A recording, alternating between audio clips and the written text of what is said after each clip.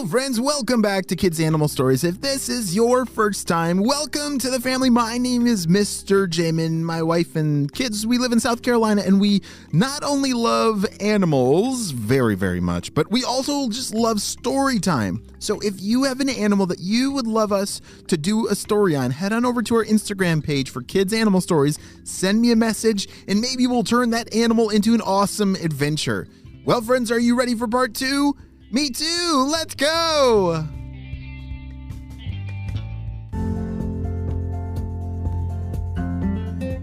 Over the next several days, Ketil and Kona try to poke their way out of the den and run as fast as they can, but that golden eagle is just sitting there waiting. And every time they come out, she swoops down and tries to grab them. Golden eagles, they're real, but they're actually, do you think they're made of real gold? No. That would be kind of silly. No, golden eagles, they're kind of a dark colored bird. They're kind of like black and brown. They're not actually made of gold. That would be a pretty cool thing. If you looked up in the sky and you saw a shiny golden bird, well, golden eagles may not be golden, but they are very fast and very powerful with their big claws and their big sharp beak. And when they grab onto their prey, they do not let go. And that is the time that I went swimming with polar bears, laughed their grandpa Theo. Whoa, that is totally insane, said one of the pups. You see, their grandpa was still living at their house. Even though he was supposed to leave a couple days ago, it just wasn't safe for him to go anywhere because his fur was still brown and that eagle was still waiting to catch her food. But none of these foxes wanted to be invited over to the eagle's house for dinner. Mom, I'm hungry, said one of the pups as he rolled on the floor. My stomach is grumbling. I need food. I'm gonna eat some. I'm gonna eat you! Then the pups started wrestling and rolling around on the floor. They were getting a little hangry. They were joking about eating their brothers and sisters, but they were definitely getting very hungry. Ketil, we've gotta get some new food and we've gotta get out of here. Everyone's starting to smell terrible, said Kona as she winced her nose. You see, foxes, they can smell pretty bad, especially if they're locked up in their den for several days trying to avoid getting eaten by a golden eagle. And they need to get out and roll around in the dust or the snow and just get rid of all that stinky smell. But, a fox's den can be a pretty stinky place. Wait a second, Kona. Ketil was turning her around and looking at her fur. Your fur has actually gotten a lot whiter. I didn't realize I wasn't paying attention this morning, but you might be good to go, said Ketil. Kona spun around and could see her tail that had turned pretty white, and the rest of her fur had changed as well. I'm just really worried about you going out there all by yourself. That golden eagle's so fast, said Ketil. Ha! I'm not afraid of that golden eagle, said Kona. As long as my fur is pretty good at camouflaging into the snow, then I'm totally going to be fine. I think I can do this, said Kona. She walked over towards the door and took a few steps out in the snow. She crept very low down to the ground. Her belly was rubbing against the snow. She started to walk very carefully. Ketil was peering out from the door. He didn't want to come out and be seen by the eagle. That would blow her cover. But he kept a close eye on that eagle, who was sitting in a tree not very far away. As Kona made her way towards the ocean shore, she was getting closer and closer, and I think it's going to work.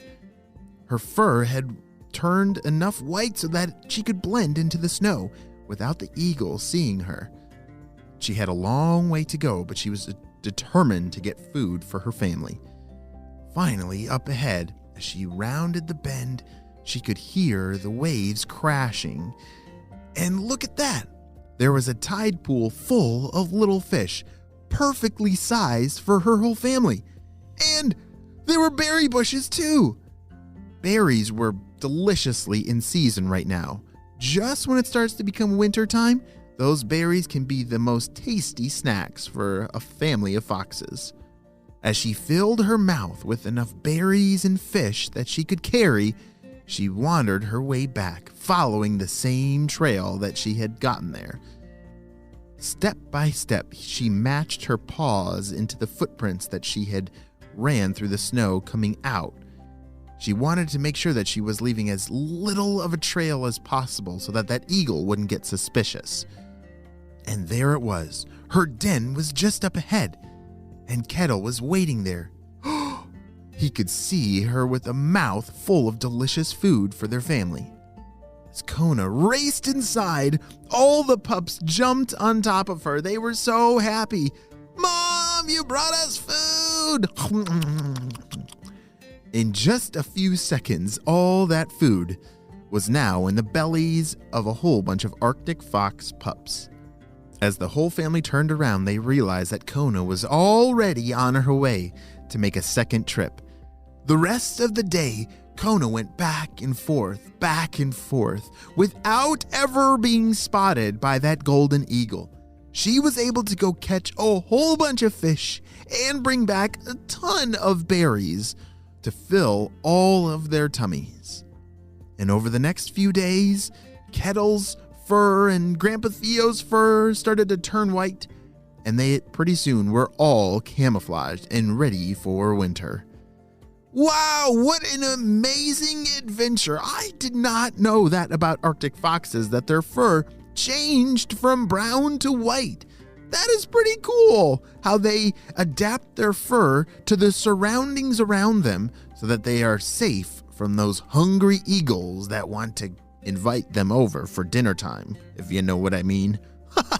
And I'm so glad that Kona was brave and got all that food for her family. Her family could not have survived much longer without Kona's bravery. Well, friends, that may be the end of this story, but it's just the beginning of Ketil and Kona and their pups and Grandpa Theo's great winter adventure. The end.